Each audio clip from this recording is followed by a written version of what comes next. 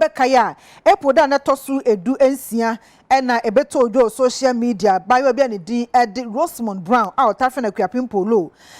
chese wonu akase na dejam emfonyini wone ne babema wonya mfie nso ebeto ojo social media me binum kas go se dia kuapim polo wo jo homena e me binum twa na dapa twa ne na nya asam getoa na asemi ne beto ojo se da bi akoda kura de wontumi yi ne ho neke de samfa metu social media ma obi ehuna dejam sa twa kai weti amra enunti ye hwemra so abayo apachi didi mu a kra circuit court no mo dia koma